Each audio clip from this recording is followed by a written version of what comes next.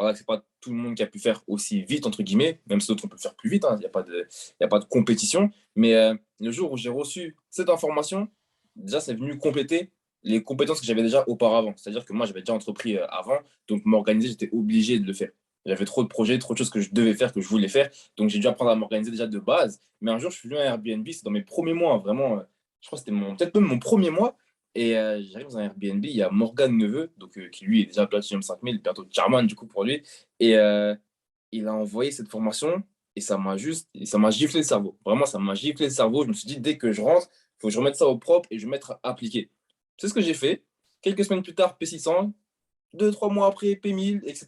Et ainsi de suite, ainsi de suite, ainsi de suite. Et ça m'a permis d'avoir des bons résultats dans tous les domaines dans lesquels je voulais performer. Et là, c'est vraiment ce que je veux pour vous, c'est que vous puissiez être bon dans différents domaines. On est chez IM Academy, on a la chance de pouvoir exploiter différents piliers d'enrichissement. Ce serait dommage d'être bon seulement dans un seul ou de ne pas réussir à tous les combiner, de ne pas réussir à tout caler dans une journée et ainsi de suite. Du coup, bah là, je vais pouvoir vous donner différents tips à ce niveau-là. La première chose que j'aimerais faire, c'est vous permettre, enfin, même pas, je vais vous poser une question, c'est, répondez-moi dans le chat du coup, qu'est-ce que coûte le manque d'organisation selon vous? Et cette question-là, je vous invite même à l'écrire. Qu'est-ce que coûte le manque d'organisation? Donc, écrivez sur votre feuille, puis répondez dans le chat.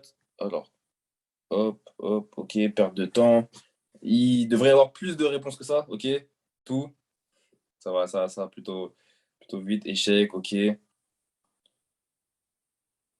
J'attends encore 2 réponses au moins, parce qu'on est 10 sur l'appel, donc c'est bizarre qu'il n'y en ait que 3. Ceux qui n'ont pas mis leur caméra, d'ailleurs, je vous invite à la mettre, histoire qu'on puisse être vraiment tous ensemble pour la formation. Comme ça, c'est pas juste une vidéo YouTube. Voilà. Euh, Ça va, il en manque que 2, hein, il manque que 2 caméras. Ok, donc Clément, t'es là. Ok, t'as répondu dans le chat, c'est bien, même s'il n'y a pas ta caméra, on sait que t'es là. Est-ce que tu peux mettre ta caméra ou pas? Imaginez, moi, je fais la formation comme ça. Je pense que ce serait relou. Ok. Donc, du coup, qu'est-ce que coûte le manque d'organisation? Super simple, le manque d'organisation, ça peut tout coûter. Ça peut absolument tout coûter. Tu vas perdre ton temps, tu vas perdre ton énergie, tu vas perdre ton focus. Tu peux absolument tout perdre par manque d'organisation. Maintenant, la deuxième question que moi, je vous pose, c'est qu'est-ce que ça coûte de s'organiser?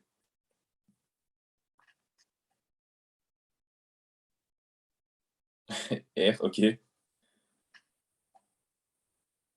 c'est réel. En réalité, voilà. Au pire, ça va te coûter 3 euros, acheter un agenda. Au pire, ça va te coûter 20 minutes le soir pour organiser ta journée. Mais c'est absolument tout ce que ça peut te coûter. Du coup, en fait, là, tu réalises que le calcul est super vite fait. T'organiser ou ne pas t'organiser? Qu'est-ce que tu vas faire? Qu'est-ce que tu devrais faire? Et comprenez une chose, et pareil, cette phrase-là, je vous invite aussi à l'écrire, c'est que si tu ne planifies pas ta réussite, tu planifies ton échec. Si tu ne planifies pas ta réussite, tu planifies ton échec.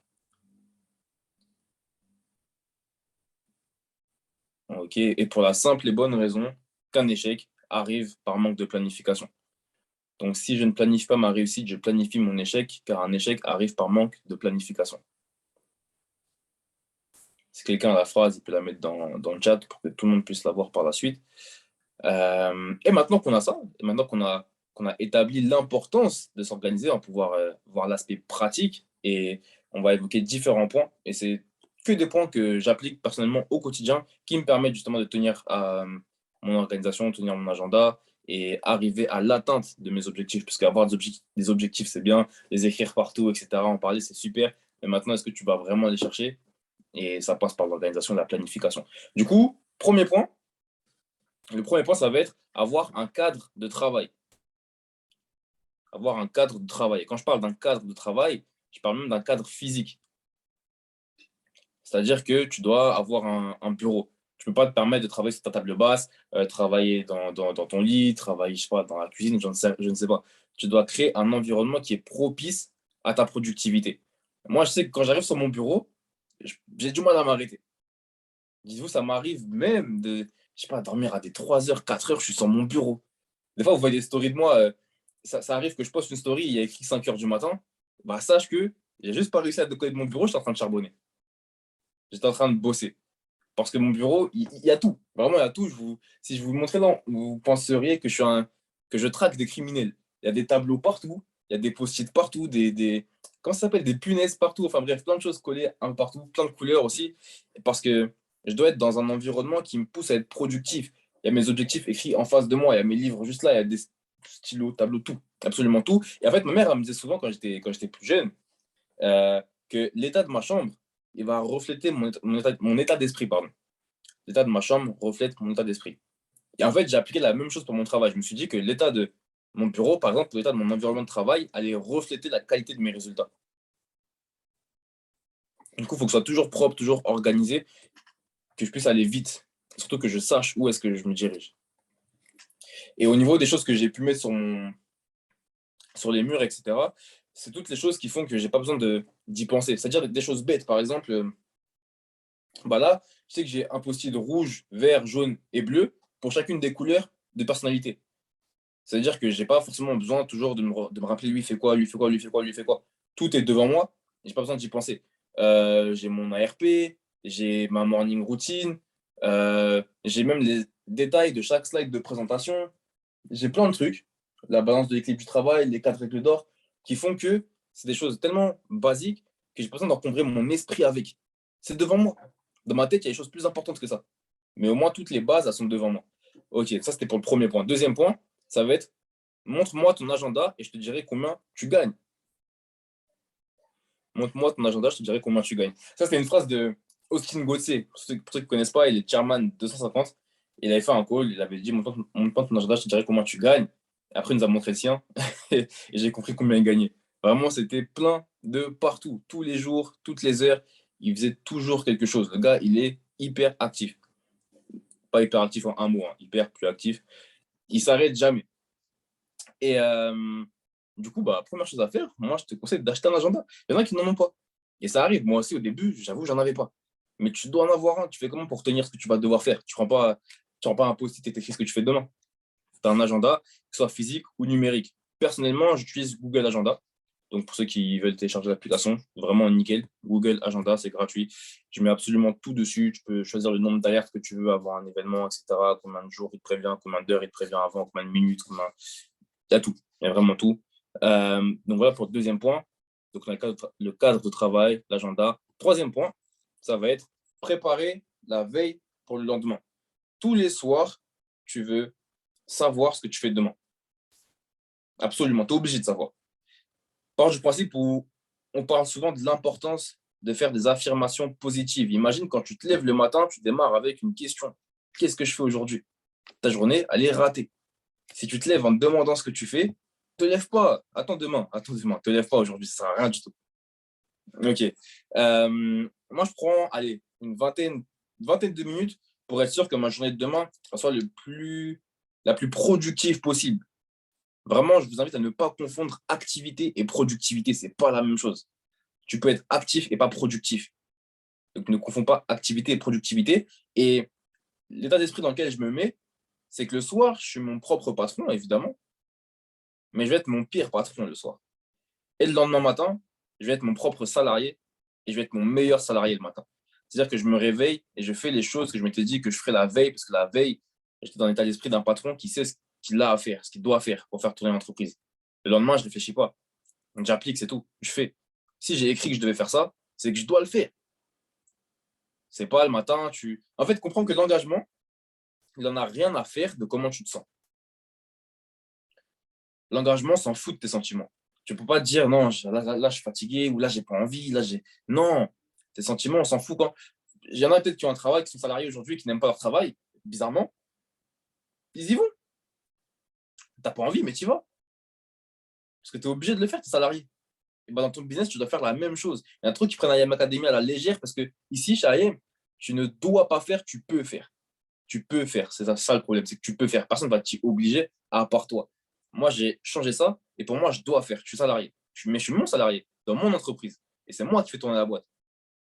C'est ça qu'il faut que tu crées. Donc, le soir, tu es ton pire patron, le matin, ton meilleur salarié. Et tu dois savoir ce que tu fais le lendemain, absolument. OK. Ensuite, donc le point suivant, je n'ai pas compté les points, je mettais juste des points, on s'en fout du numéro. Ça va être de se lever plus tôt. Tu veux augmenter ton niveau de productivité. Lève-toi plus tôt. En te levant plus tôt, tu es plus productif, tu es réveillé pendant que des gens dorment, donc tu as de l'avance sur eux. Tu peux faire ton sport, tu peux faire ton dev perso, tu peux prendre soin de toi, tu en as besoin aussi de prendre soin de toi. ça te permet juste d'avoir plus de temps que la moyenne. Étant donné que tu fais plus de choses que la moyenne, c'est parfait. Donc, lève-toi plus tôt si t'es pas quelqu'un qui te lève tôt. Vraiment, dites-vous, pour ceux qui sont à plein temps, en tout cas dans le business, 9 heures, c'est le grand maximum. 9 heures, c'est le maximum où tu peux te lever. Mais 9 heures, c'est cool, hein. C'est une bonne nuit, 9 heures. Après, ça dépend quand tu. Parfois, je fais du 9 heures, 4 heures du matin. Ça devient une moins longue nuit. Mais 9 heures, c'est vraiment le maximum, l'heure maximum à laquelle tu peux te lever. Ensuite, on va avoir définir ses tâches. Donc, comme je vous ai dit, tu organises la veille pour le lendemain, mais il faut aussi que tu puisses définir les tâches qui sont vitales à ton business. Il y a forcément des choses qui font que ton business va avancer. Et il n'y a pas un jour où tu ne peux pas te permettre de mettre ces choses en place. Pour moi, c'est ces choses-là qui sont vitales. Donc, définir tes tâches. Je sais que tous les jours, il y a phase 0, phase 1, phase 2 qui entrent en compte. Ça, c'est évident, c'est obligé. Pour ceux qui ne connaissent pas les phases, Maxime pourra vous les rappeler. Donc, phase 0, phase 1, phase 2, tous les jours, pour moi, c'est normal, c'est logique. Il y a mon sport qui entre en jeu. Après, j'ai d'autres projets, d'autres business dont je dois m'occuper. Et c'est des choses où, peu importe où je suis dans le monde, même si je suis en vacances ou quoi qu'est-ce, je dois les faire. Donc, il faut que tu puisses définir ces tâches-là. Ça peut être ton trading, si tu veux passer un FTMO, analyse graphique. Voilà, je sais aussi que tous les jours, sauf un de la semaine, j'analyse du graphique. Parce qu'il faut que mes yeux ils soient habitués absolument à comprendre ce que le prix me dit. Ça se passe plutôt bien. Donc, ça, pareil. OK. Et d'ailleurs, commencez par les choses que vous aimez le moins faire. En général, moi, je fais ça, je me débarrasse des choses les plus reloues au début de la journée. Même si ça n'a rien à voir avec mon business, par exemple, hein. Je sais que, imaginons, mon père, il me dise de jeter les poubelles. Bah, ça, c'est vital d'écouter mon daron. Pour ceux qui connaissent mon père, c'est une tâche vitale. Mieux vaut que je l'écoute. Donc, je vais jeter la poubelle dès le début. Donc, voilà. Mais ça marche vraiment pour tout. OK. OK. Ensuite, on a une autre règle qui vient juste après. Ça va être la règle des 2 minutes. Donc, le point d'après, la règle des 2 minutes. Après, je sais qu'il y en a qui font règle de 3 minutes, 4 minutes, 5 minutes. Moi, c'est 2 minutes personnellement. En gros, c'est super simple. Tout ce qui dure moins de 2 minutes, tout ce qui est faisable en moins de 2 minutes, bah, tu le fais maintenant. Peu importe ce qu'on me dit de faire ou ce que tu dois faire et que ça prend moins de 2 minutes, fais-le maintenant. En fait, il faut arrêter de parler en il faut que je fasse ça. Il n'y a pas de il faut que. Fais, c'est tout. Tu sais, des fois, dans mes teams, il y a des gens qui me disent ouais, il faut que. Par exemple, il faut que je vérifie mon compte Binance. Ça prend 2 minutes. Vérifie-le. Quand tu me dis il faut que je le fasse, fais-le. Mais en fait, c'est juste ça tout le temps. Dès que tu commences à parler en faux que je, demande-toi combien de temps ça prend et fais-le maintenant si tu peux le faire en moins de 2 minutes. OK. Ensuite, donc le point d'après, ça va être définir le temps de vos tâches. Moi, je ne marche pas vraiment à la quantité, je marche au temps. C'est-à-dire que je ne vais pas me dire qu'il faut que je lise 20 pages, il faut que je lise 30 minutes. Moi, je time absolument tout. Parce qu'imaginons que tu dises, je vais lire 30 pages, 20 pages. Mais ces 20 pages-là, elles prennent plus de temps que tu avais prévu. Ça veut dire que tu vas décaler toute ta journée par la suite. Moi, ça, je ne peux pas me le permettre. Du coup, je time absolument tout, même mes calls, etc. Et je préfère travailler comme ça. Après, c'est vraiment une question de préférence. Je préfère travailler comme ça parce qu'en plus, je sais que si moi, je vais vite, c'est bien. Mais si mon réseau va vite, c'est beaucoup mieux. Et si moi, je travaille comme ça, mon réseau travaille comme ça. Et du coup, on time tout ce qu'on fait, nos appels, etc. Après, voilà, il faut que tu times. Mais dans le temps que tu t'es imparti, il faut que tu sois bon. Il faut que tu sois productif. Encore une fois, hein, ce n'est pas activité, c'est productivité qu'on cherche. Donc, tu as beau te dire, c'est bon, j'ai fait 30 minutes. Mais est-ce que tes 30 minutes, elles t'ont fait avancer ou pas? Donc là, c'est vraiment à toi d'être bon dans le temps que tu te donnes. OK. Après, il va y avoir être ambitieux, mais ne pas se surcharger. Donc, être ambitieux, mais ne pas se surcharger.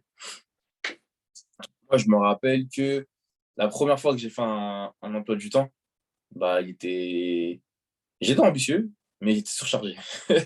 J'étais ambitieux, mais il était surchargé. J'ai rien pu tenir. C'était trop. C'était beaucoup trop. Je passais vraiment de quasiment rien à tout.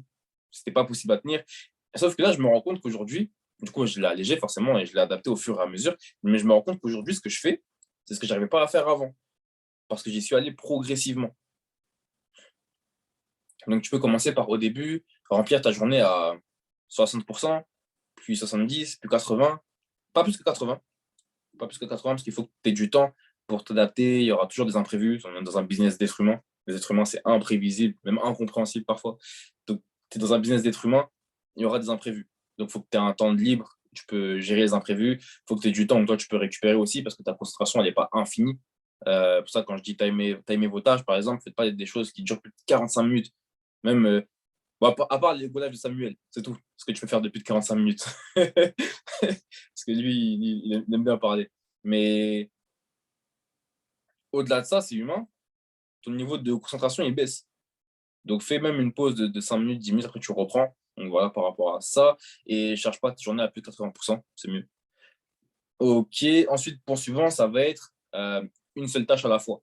Dis-toi juste que, et c'est tout bête en vrai, tu préfères faire une chose à 100% que deux choses à 50%. Donc, fais une chose à la fois. Une chose à 100% plutôt que deux choses à 50%. Point d'après, ça va être prendre soin de soi. Prendre soin de soi. Moi, c'est quelque chose que j'avais carrément limite pu négliger à un moment parce que j'étais en full rush, je pensais qu'à bosser, bosser, bosser, bosser, bosser. Mais il ne faut pas oublier que c'est un marathon, c'est pas un sprint. C'est-à-dire que la cadence que tu te donnes, il faut que tu puisses la tenir sur du long terme. Si ce n'est pas le cas, c'est que c'est trop pour toi. C'est comme quand tu veux faire un régime et que tu te dis, vas-y, je vais manger que de la salade. Tu vas tenir une semaine. Arrête de mentir, tu vois. Alors que si tu donnes un régime qui est plus léger, mais que tu peux tenir long terme, là, tu auras du résultat. Bah, dans le business, c'est pareil.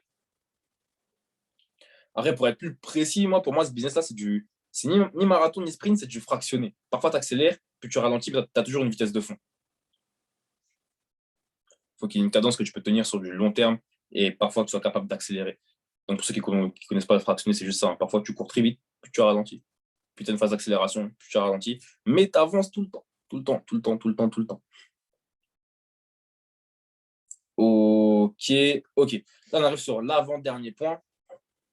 Je vérifie. Ouais. Avant-dernier point, ça va être analyser tes résultats en fin de journée. Et ça, c'est un truc que je ne peux même plus m'empêcher de faire. J'ai besoin absolument de savoir comment j'ai bossé en fait aujourd'hui. Qu'est-ce que j'ai bien fait? Qu'est-ce que j'ai mal fait? Qu'est-ce que je peux mieux faire? Comment je peux mieux faire? Mais juste m'introspecter. Il n'y a que via l'introspection que tu vas évoluer. Tu ne peux pas t'en passer. Tu dois t'introspecter tout le temps, tout le temps, tout le temps, tout le temps. Et dites-vous, à la base, c'est un truc qui me prenait du temps de ouf. Je prenais, voilà, moi, comment je bosse, j'ai toujours un truc j'ai un bloc-notes, mais je crois en format paysage. Format paysage, je le pose. D'ailleurs, vous voyez qu'il y a des post-it sur mon bloc-notes. Ça, c'est un truc que je fais tout le temps aussi. Bref. Je le posais comme ça, là, et je prenais genre 30 minutes le soir pour analyser ma journée. En fait, en gros, la question principale, c'était comment je peux améliorer mon business. Et pour savoir comment je peux l'améliorer, il faut que je sache comment j'ai bossé aujourd'hui, comment j'ai bossé cette semaine, enfin bref, peu importe, c'est de l'introspection. Et ça me prenait genre 30 minutes le soir. Maintenant, en fait, j'ai développé en compétences inconscientes, et même sur le moment où je fais les choses, je m'introspecte déjà. C'est-à-dire que le soir, quand j'arrive sur ma feuille, bah, je sais déjà ce que j'ai à écrire. Parce que pendant toute la journée, je me suis introspecté. Le soir, j'ai juste à le poser. Et pourquoi j'aime poser les choses sur papier? En fait, ça me permet de vider mon esprit en remplissant ma feuille. Ça, c'est mon but. Toujours avoir l'esprit léger quand je vais dormir. Tu remplis ta feuille, tu vides ta tête. Tu remplis ta feuille, tu vides ta tête. Donc, ça, c'est toujours avant de dormir. Sinon, sinon, je suis juste. J'arrive pas à m'endormir parce que je pense trop, trop, trop. J'ai. Si vous saviez tout ce que je... si vous saviez tout ce que je fais et ce que j'ai à faire, c'est une dinguerie. Mais parce que je fais pas que IM. Donc voilà. L'introspection, trop, trop important. Et en plus, ça va te permettre aussi de mieux aborder ton lendemain. Parce que tu dois t'organiser le soir pour le lendemain. Donc, le soir, si tu te poses les bonnes questions, et ben, le lendemain sera encore meilleur. Et ça, tu vas le faire tous les jours. Tu vas atteindre un niveau que toi-même, actuellement, tu ne penses même pas que tu es capable d'avoir. Mais c'est du 1% chaque jour. Tous les jours, tous les jours, toujours la constance, tout le temps. Et la dernière chose, donc ça, c'est pas vraiment de l'organisation à proprement parler, mais c'est ce qui me permet de tenir mon organisation, ça va être mon vision board. Vraiment, mon vision board, il me permet de jamais me rendormir, en fait. Je prends rien pour acquis. Tant que j'ai pas tout sur le vision board, je prends rien pour acquis. Et ça me rappelle constamment pourquoi je bosse, pourquoi je fais les choses, qu'est-ce que je veux. Et je l'ai en fond d'écran d'iPod, en fond d'écran de téléphone, en fond d'écran de montre, en fond d'écran de tout. Et je l'ai partout et en fait, je suis toujours confronté à mes ambitions, à mes objectifs. Ce qui fait que soit je me mens à moi-même, soit je fais les choses. Et je n'ai pas envie de me mentir, je suis là pour aller chercher tout ce que j'ai dit que j'aurais, tout ce que j'ai dit que j'aurais, tout ce que je me suis dit que j'aurais. Et je vais le faire. Du coup, votre vision board, si vous n'en avez pas encore, il serait vraiment temps de le faire parce que moi, ça m'a trop servi. Ça m'a vraiment trop servi. Et d'ailleurs, sur mon vision board, c'est pas juste forcément des images de choses matérielles, c'est aussi. Bah, je sais que par exemple, mon P600, je savais que si je faisais mon P600, je pouvais alléger le loyer de ma mère, ou les choses qu'elle devait payer pour moi en tout cas. Et du coup, tu peux pas te dire le matin, non, j'ai la flemme de me lever, la flemme de bosser, ma mère, elle va payer. C'est quelle phrase de. Faut pas dire des gros mots ici, mais c'est quelle phrase de. Hein, je suis obligé de bosser. Je suis obligé de me mettre en action parce que je ne peux pas me permettre de négliger ça. Et en fait, c'est juste ça qui permet d'avancer à chaque fois. Et d'ailleurs, pour les vision boards, un petit tips, moi, j'ai un vision board court terme, moyen terme et long terme.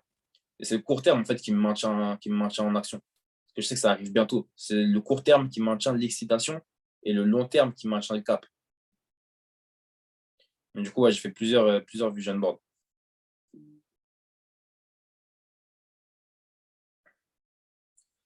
Donc voilà, par rapport à ça, il est 26, j'avais prévu de finir à 30.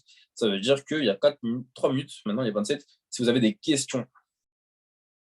Et ah ouais, un autre tips, donc c'est pas un point, hein, juste un tips comme ça. Moi, j'utilise beaucoup, beaucoup, beaucoup Siri et les notes de mon téléphone. C'est-à-dire Siri, il en a marre de moi. Je lui parle tout le temps. Tout le temps, tout le temps, je lui parle. Rappelle-moi à telle heure de faire ci, telle heure de faire ça. Carrément, je dis à Siri de me rappeler d'écrire quelque chose le soir. C'est-à-dire, rappelle-moi à telle heure que je dois écrire ça parce que j'ai ça à telle heure ou tel jour. Comme ça, le soir, si j'ai pas eu le temps d'écrire sur ma feuille pendant que j'étais dehors, il y a Siri qui va me dire d'écrire sur ma feuille que samedi, il y a un truc. Donc ça, vraiment, je lui parle tout le temps. C'est mon gars. On a développé une bonne relation, on bosse bien ensemble. Et les notes dans mon téléphone aussi, moi, sont hyper triées. C'est-à-dire qu'il y a AIM, phase 1, phase 2, perso, trading, crypto, formation, bref, dans mes notes, tout est super trié, tout est organisé en fait. Et je peux tout trouver. D'ailleurs, pour ceux qui ont un iPhone, la mise à jour iOS 15, tu peux mettre des hashtags dans tes notes. Et ça fait que tu peux retrouver les choses par hashtag dans le note. C'est-à-dire que si tu cherches un truc de phase 1, tu vas dans le hashtag phase 1, tu as toutes les notes où tu parles de phase 1. Moi, voilà. Donc ça, des fois, je passe genre 30 minutes à 1 heure carrément pour organiser mes notes. Mais dis-toi que c'est du temps que tu as investi parce que par la suite, bah, pendant peut-être un an, dans tes notes, tu iras beaucoup plus vite, tu sauras te retrouver beaucoup plus rapidement. Et l'heure que tu as investi à l'organiser, tu l'auras gagné plus tard, en fait, au fil du temps, à force de bien avoir trié les choses.